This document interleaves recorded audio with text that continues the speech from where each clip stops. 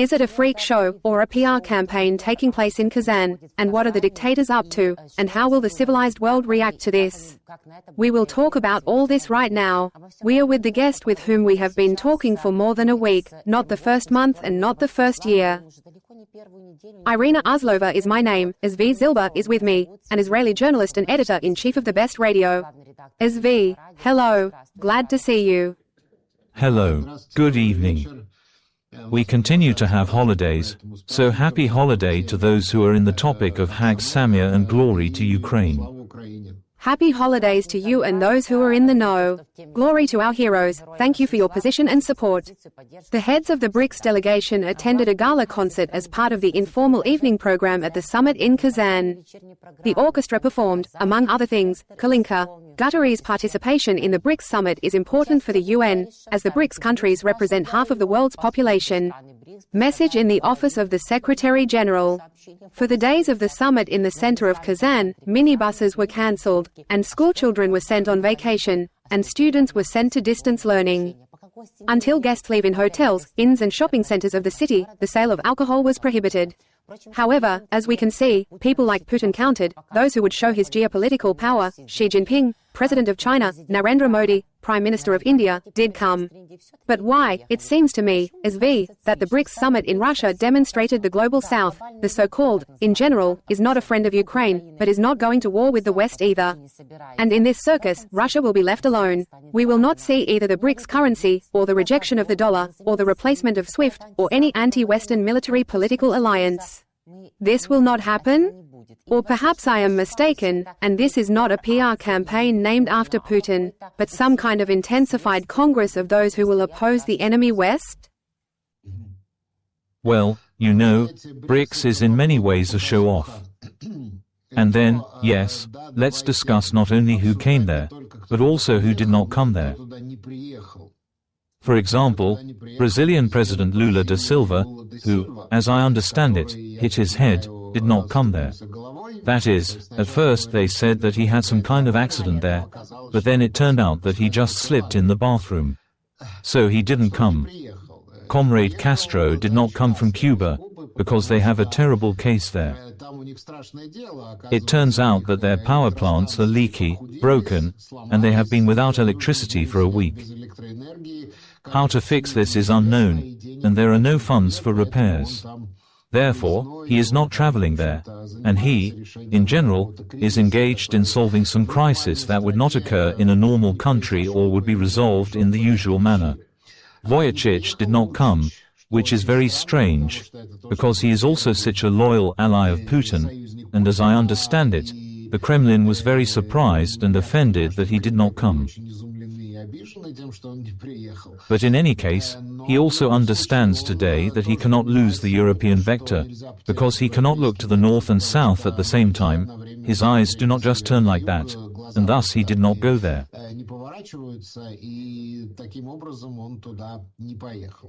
But the BRICS are in many ways a very artificial structure, because it is very beautiful from the point of view of propaganda to take and put India and China together and say that the majority of humanity is with us, and so on. But in fact, India and China are two countries that have been very hostile for many years, from open war to all kinds of confrontation there. And we must not forget that they have quite serious contradictions. Brazil, South Africa, who else joined there?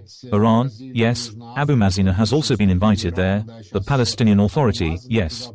And all this is presented as a kind of geopolitical achievement of Putin.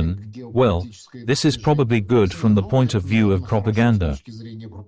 Again, we see that all these outcasts have gathered, all these allies on the axis of evil, and those leaders who, for some political reason, needed to make a mark there. You see, it's interesting that China has now begun to scrape so much in front of Israel, because, because of their position on our war. Israel began to quite seriously oust the Chinese from here. They also invest here and so on, and instead of them let the Indians in. And now in China, apparently, the picture is becoming clearer that this war ends with the victory of Israel, that the destruction of Israel will not happen, and, accordingly, they are already saying that like, yes, guys, we went too far, of course, well, let's start from a new page, everything is clear, and we are ready to take into account your interests, so everything is changeable there, everything is changing there. And in general, this process of undermining continues in politics, the process of destabilization. Yes, I mean the elections in Moldova, and the situation in North Korea, because In suddenly believed in his invincibility and is already there making some plans for South Korea. Yes, he is being egged on and encouraged there by Russia in every possible way in this direction, although In used to be, in general, with such serious international geopolitical ambitions, in general, did not differ. All this, of course, is swinging, but all these countries that came to Kazan to eat sweet chap-chak and whole sausage goat, all this will simply not seem enough to them if destabilization begins in their countries. If some kind of mess starts in China, then Xi Jinping will not be enough, or they're in India, but India is more or less stable, because there is still a democratic regime of government, or some other wonderful countries, or Iran, other wonderful countries that are part of this strange BRICS, which opposes something there, you see.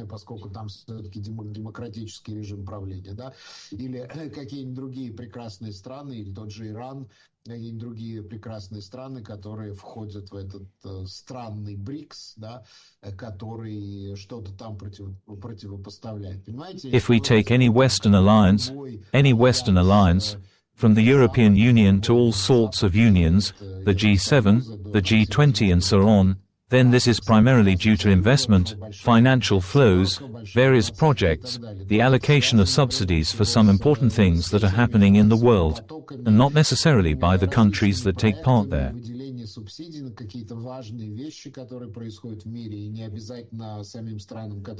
This may be for the development of some backward regions.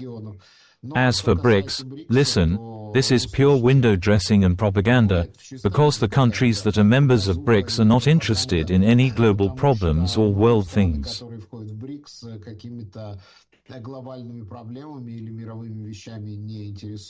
Yes, China is not engaged in lending to any other countries and various projects at all. India is also one of them. Yes, these are growing economies, but just add everything up, calculate on a calculator how much population there is and how much GDP there is from the world's GDP, yes, well, listen, it's completely artificial. And I don't know, I don't give this BRICS any importance at all. In principle, yes, thank you, Zvi, for the detailed report on who came, who didn't, and what you expected. We have already calmed down. Indeed, Iran, the head of the Palestinian Authority, yes, are honored guests. Putin wanted to organize a threesome with China and Brazil to show them as economic wolves. Not from Wall Street, but nonetheless. But it didn't work out here either. It is impossible not to mention Guterres, who added the final touch to his portrait.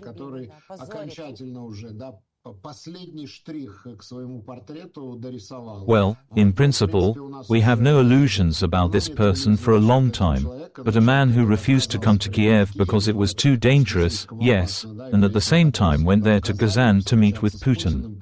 Well, I don't know. I even have some suspicions that my friend also received some kind of salary at Gazprom.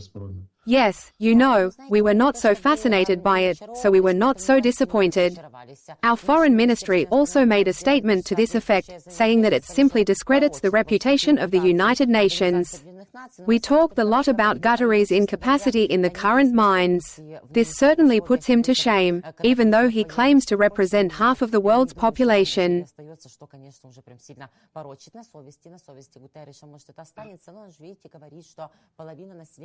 How can you ignore it? Nevertheless, Narendra Modi, who was also in Kyiv, yes, before that he was in July, when Babali Ahmedid hugged Putin in Moscow, he also hugged him today, but at the same time said that the war should end in peace and even offered Putin mediation to end the war in Ukraine. At least, the statement he made during a meeting with the illegitimate President Vladimir Putin. Well, it is clear that, most likely, this is for the sake of a nice word or for the benefit of India, which will not give up cheap energy resources, and not only. What for? It's convenient. You see, Narendra Modi, he's an astrologer. He is an astrologer, and, in general, I have a very skeptical attitude towards people who do such things. Well, who knows what the stars told him there?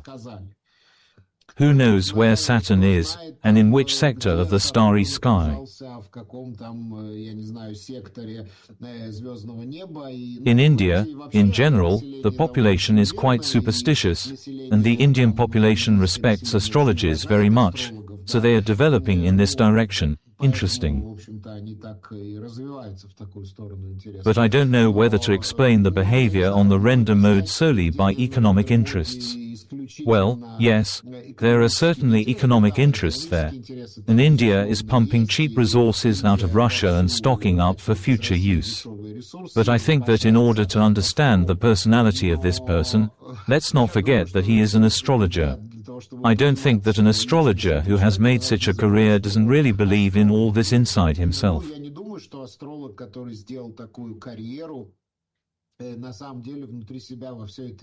Surely he believes in it. Surely he calculates all these star charts, calculates when everything happened.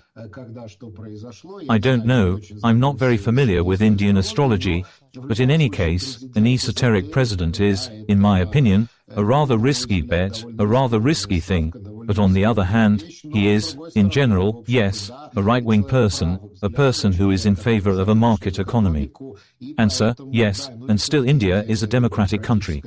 Therefore, well, it is very ugly for Narendra Modi to be present at this meeting of dictators, on the one hand. And on the other hand, he, too, apparently the stars did not tell him that it was impossible to look with one eye to the north and with the other eye to look to the south. It doesn't happen that way. If before the start of the war in Ukraine, it was still possible to somehow squint your eyes, look at least 90 degrees in different directions, then after the start of the invasion of Ukraine, it really became 180 degrees.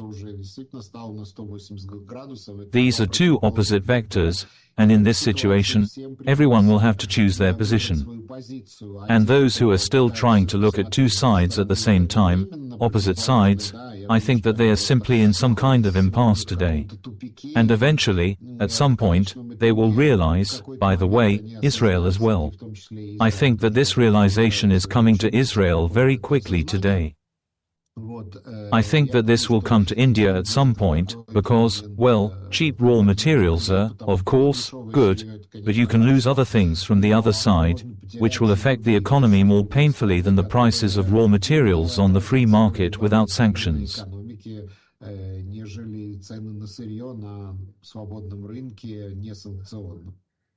Zvi, maybe there was some kind of foggy eclipse, which all the stars showed? Well, yes, there was something like that, some constellations, nebulae, I don't know, Cassiopeia, Andromeda, what are they looking at there? You know, I will tell you a very interesting publication.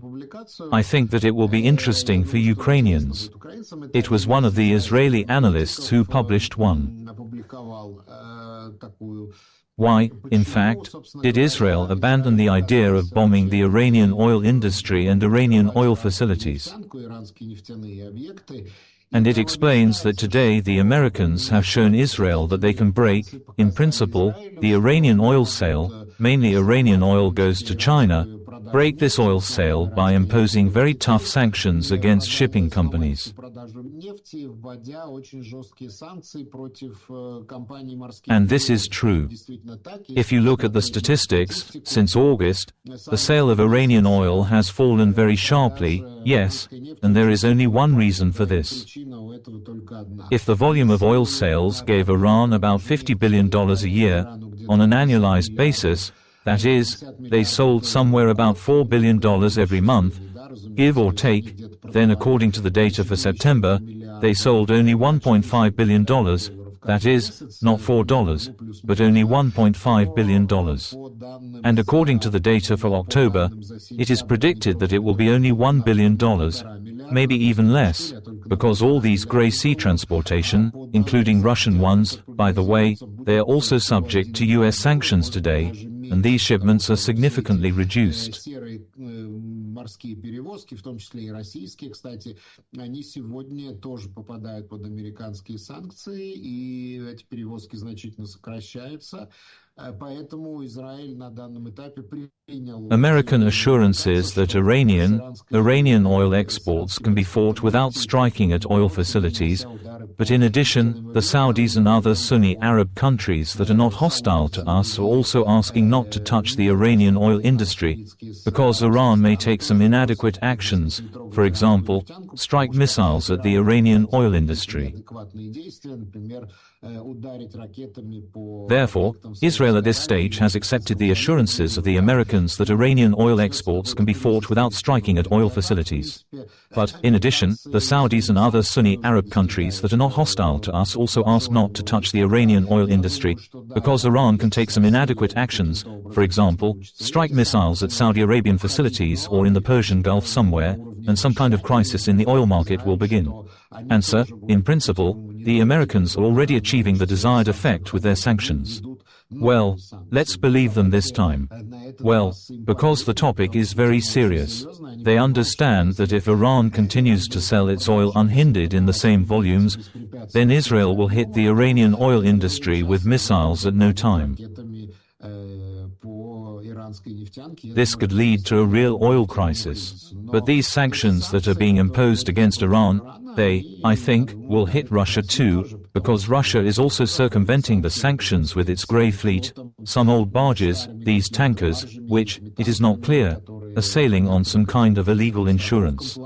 I think that American sanctions will hit this as well. Yes, I don't even doubt it, to be honest, too. It's only a matter of time. Let me remind you, friends, Iryna Uzlova is my name, Zvi Zilber, an Israeli journalist, editor-in-chief of the Best Radio with us. This is a live broadcast of YouTube 24, almost 4,000 people with us this evening of Tuesday, October 22nd. 400 people have liked, and I will ask you to do it as much as possible and write your comments. All these actions of yours, firstly, are interesting to us, and secondly, allow our conversations to move across the vastness of YouTube. Our viewers write that BRICS, China are in charge, and Putin was allowed to hold on to the wheel. For what purpose did he really come, and to what extent his smile, which always says a lot, and is played in 99% of cases, can completely disappear from the face of the Chinese leader against the background of the affairs that Russia is now doing with North Korea? You see, I think that what Russia is doing with North Korea does not pass by China, that is, North Korea would not do anything without permission from Beijing. But you know, we do not yet have unequivocal evidence, fingerprints, that North Korean soldiers have arrived at the front and are fighting against Ukraine.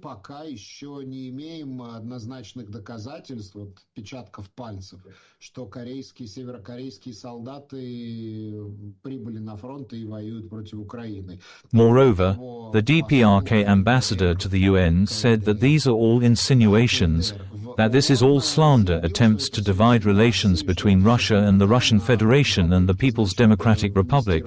That is, they officially deny all this.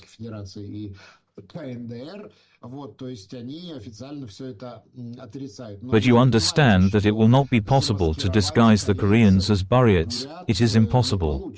Well, maybe they are similar in appearance, maybe a European person who has never lived in Asia will not be able to distinguish a Korean from a Buryat, but their languages are very different, not even similar, because the Buryats speak a language that is similar to Mongolian, and the Korean language is something completely different. Therefore, if we see captured Koreans who speak Korean, then there will be no doubt. But pay attention to the reaction of South Korea, which says that if this information is confirmed, then South Korea will send specialists to help Ukraine.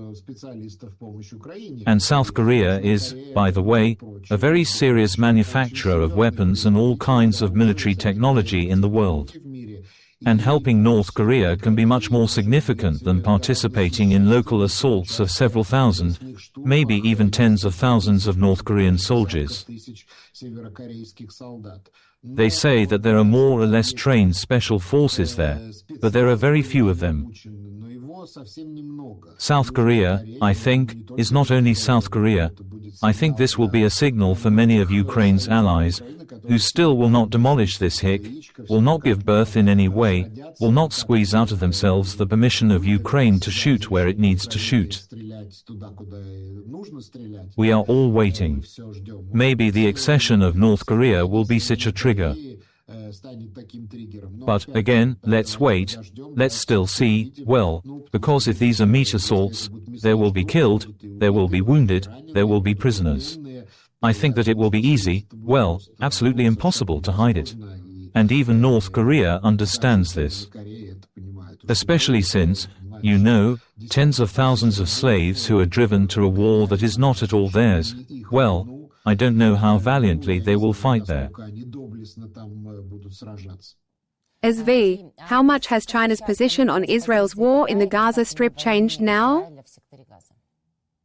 Well, we see that they are already starting to scrape. They understand that Israel is winning this war, that Hezbollah and Hamas are over from a military point of view. Yes, I don't even know what political solutions will be found, I can't even imagine. Well, because on the other side we see nothing but religious fanaticism. That is, religious fanatics, they always take the position that we will die, but we will not surrender. Well, then we will have to kill, and when we see all these lamentations about the destructible gas and the terrible torment of the inhabitants of Gaza, then I always want to say, guys, well, this can be stopped at any time. Well, lay down your arms, return the hostages and that's it. And no matter how no one bombs you, and no one can end this war in no time, but religious fanaticism does not allow them, they still need to end this war somehow in order to declare their victory. You know, in the last 3 or 4 days, we have had a very strange wave of revelations of Iranian spy networks. These are Israelis, Jews, many of them, by the way, immigrants from the former Soviet Union. Here, a whole cell that worked for Iran, immigrants from Azerbaijan, was revealed. Well, they are conditionally from Azerbaijan, because they have been living in Israel for many very years. Their oldest was brought here, there, at the age of 8. Yes, there are 2 minors who were born in Israel at all. But they were recruited by the Iranians on social networks.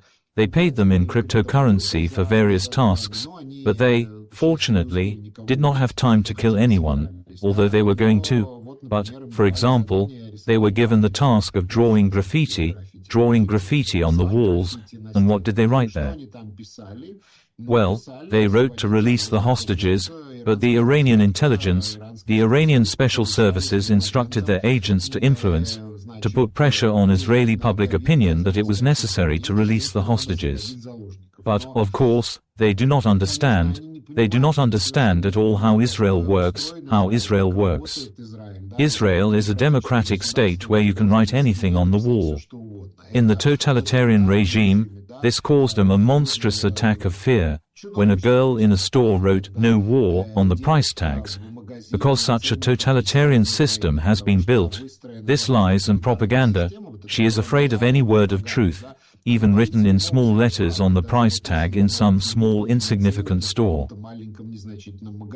The girl was given 7 years, if I'm not mistaken, and in a democratic country, write on the walls, write in the newspaper, write on websites, write on social networks. Nobody forbids you to do this, and it is impossible to destabilize the situation in Israel with the help of graffiti, but nevertheless they were paid for it. And it is also necessary to somehow note that Iran is very interested in Israel agreeing to a deal on Hamas's terms. We have such a strange wave of revelations. I don't know how they were taught to calculate, but all are threatened with very serious punishments, up to the death penalty. This is assistance to the enemy during the war. But, of course, the death penalty is not used in Israel. Therefore, there is a very low probability that they will be executed, but they received quite long sentences, maybe even life, most likely life imprisonment, because they photographed something there, handed over some objects to Iran. This, as they say, is such a small damage compared to the damage caused by the leak of information from the Pentagon, the leak of information about the impending Israeli strike on Iran. You probably know this story, and you know, very, very strange things are happening, because, as it became known today, a girl named Iryna Uzlova is suspected of leaking this information.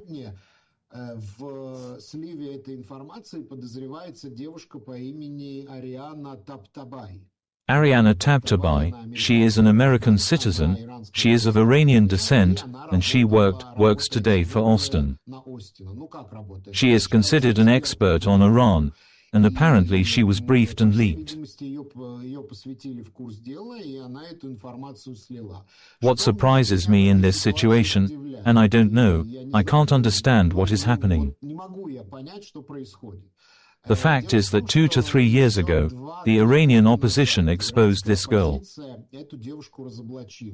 The Iranian opposition has published an email correspondence between this lady and representatives of the Iranian regime. And absolutely from these emails, we can conclude that the girl worked for the Iranian regime from the very beginning. Moreover, there are 2 other very high-ranking advisors who have access to American classified information. In Iran, they were called a network, or a cell of the young, or a young network, a young cell, as it was called in Farsi, and Iranian curators really worked with them. They served Iranian interests. What did they do? They took part in different think-tanks, they spoke at various conferences, traveled around the world, and everywhere they unobtrusively pushed the Iranian positions, the positions of the Iranian regime, explained, turned the facts upside down and turned everything upside down, but there is an interesting moment there. You know, it was Iryna Uzlova who at some point received an invitation from the University of Israel, Ben Gurion University in Beersheba. This is in the south of Israel. She was invited really seriously.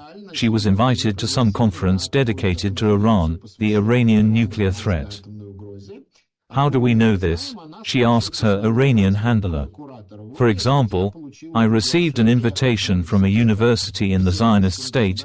Do you think it would be advisable for me to respond to this invitation, that is, to go to Israel and take part in this conference?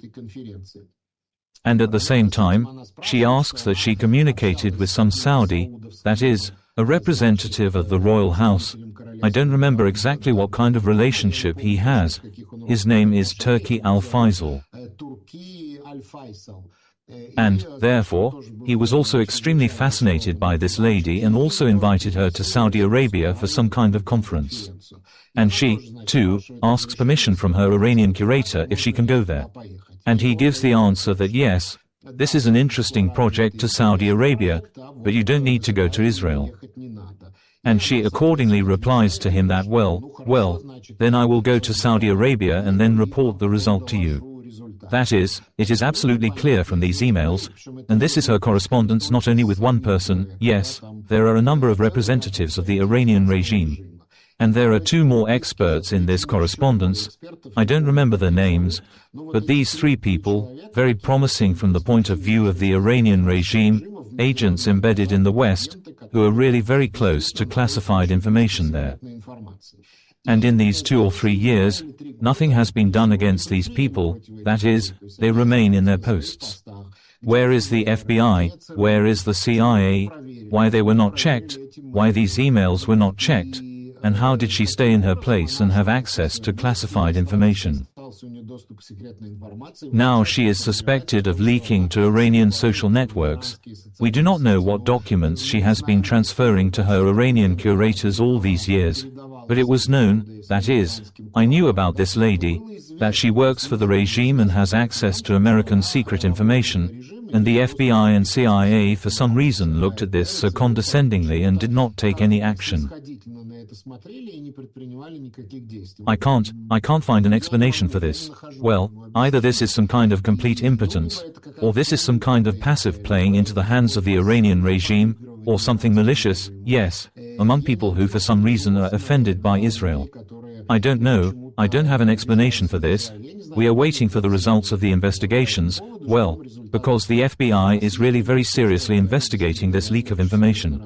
We really do not know what documents have leaked. Wow, really, you can't make it up on purpose in the film, and in the script. And the question immediately arises, maybe it would be beneficial for someone, that either they turned a blind eye, or allowed, or underworked, anything can also happen. But still, I suspect that it is not a matter of unprofessionalism. If you follow this story when you learn new data, please tell us too. And then I did not think about it, given that sometimes the most powerful structures of the world, as we see, are powerless, both law enforcement and those that were supposed to guard the New World Security Order written after the war, the First World War, the Second World War, in particular, by statutes, not only seem to be not very effective. So as you can see, our request, the first point of our victory plan, to be invited to join NATO, will it actually show Putin that it's time to stop, or is it just symbolism? And NATO itself does not always show decisiveness, to put it mildly. Good question, very good question. You know, it was just clear from the first days of the Russian invasion that Ukraine's accession to NATO is generally the only format that can give some security guarantees to Ukraine.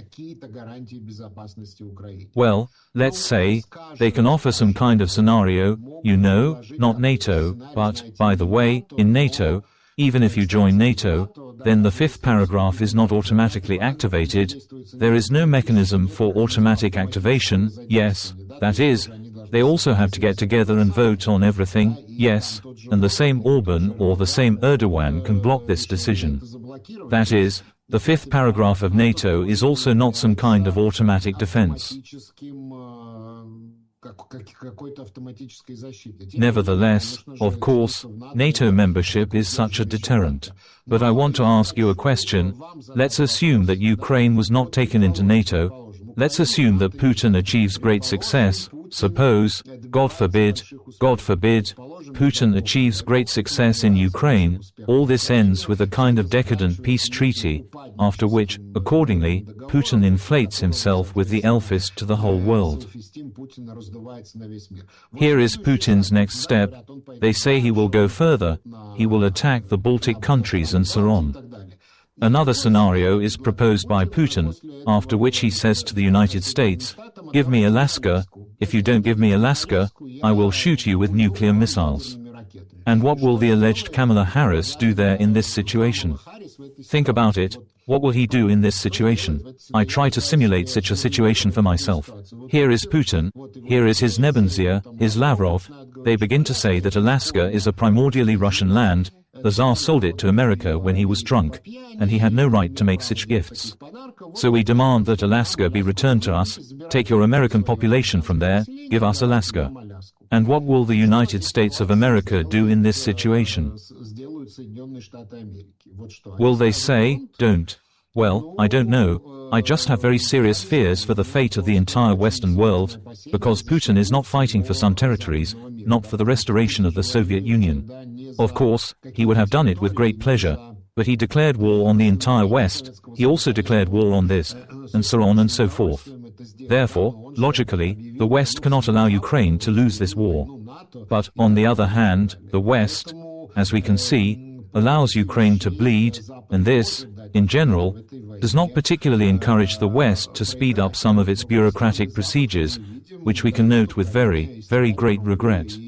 But as for NATO membership, either NATO membership, or some very, very binding treaties on alliance and military assistance in the event of aggression with leading NATO countries, such as France, Great Britain, of course, the United States of America, Germany, Poland and so on. Либо какие-то такие очень-очень связывающие обязательные договоры о союзничестве и военной помощи в случае агрессии, там, не знаю, с ведущими странами НАТО, такими как Франция, Великобритания, разумеется, Соединенные Штаты Америки, Германия, Польша и так далее. We can list many of Ukraine's allies in this war.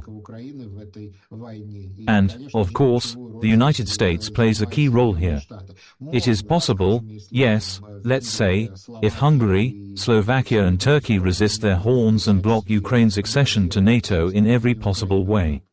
But, well, in my opinion, if we are thinking about some political decisions, then it is logical, yes, no matter how the war ends, Ukraine should be given some security guarantees.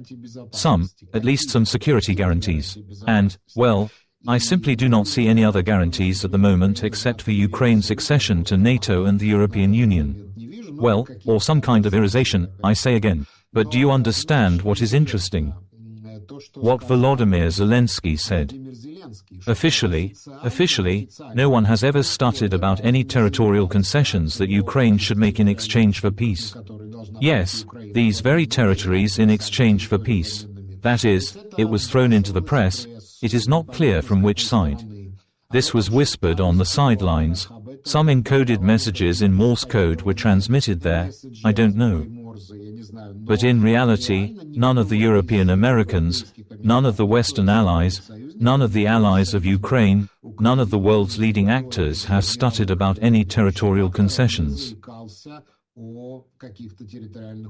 Therefore, well, yes, here is the plan for the victory of Volodymyr Zelenskyy, the restoration of the territorial integrity and sovereignty of Ukraine in full, well, yes, and officially none of them, even, I think, Donald Trump, will be able to put Ukraine in front of such a choice.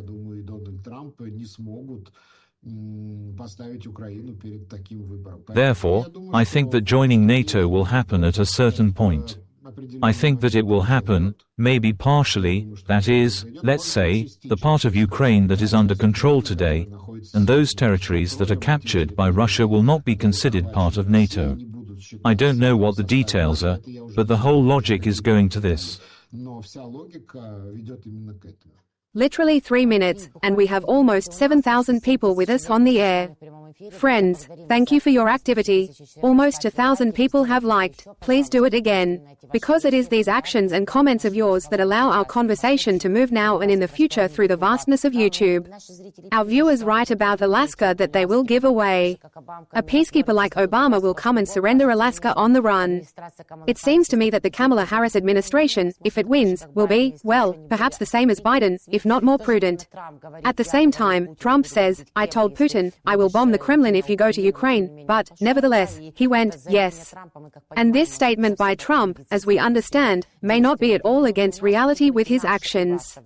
Do you think our war and yours, our wars, which are actually also a consequence of the actions of dictators like Putin, how much do they depend on the elections in the United States? They depend, they certainly do. But I've said before, and I'll say it again, that both Israel and Ukraine will have to deal with any administration that comes to the United States of America. I won't make predictions about who will win, but it's really 50-50, because it will all be on the tip of the needle. Maybe 1,000 votes in North Carolina or Pennsylvania will decide who will become President of the United States and who will determine world politics in the next 4 years. Therefore, I will not make any predictions, 50-50, let's put it this way.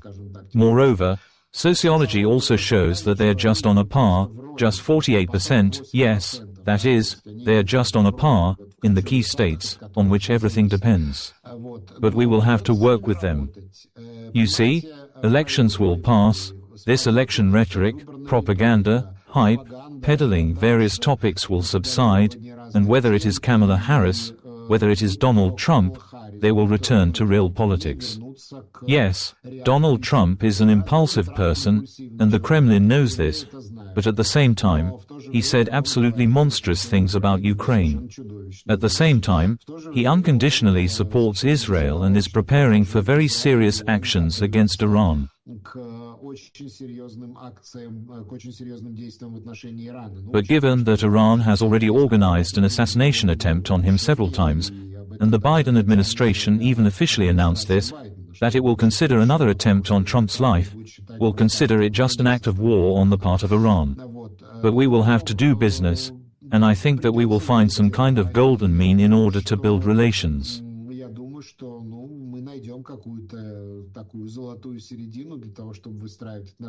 In general, of course, it is necessary to build bipartisan relations, yes, that is, in parallel with both American parties. And in this sense, both Israel and Ukraine made an omission, let's say, I will not say a mistake, because Israel relied on the Republicans. Well, because we have been liking the Democrats less and less lately because of their ultra-left stratum, and Ukraine has relied on the Democratic Party and somehow launched relations with the Trumpists a little.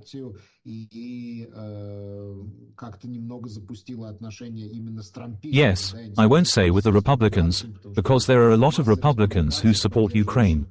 There I always cite Nikki Haley as an example. She is a Republican to the core, but at the same time she just understands.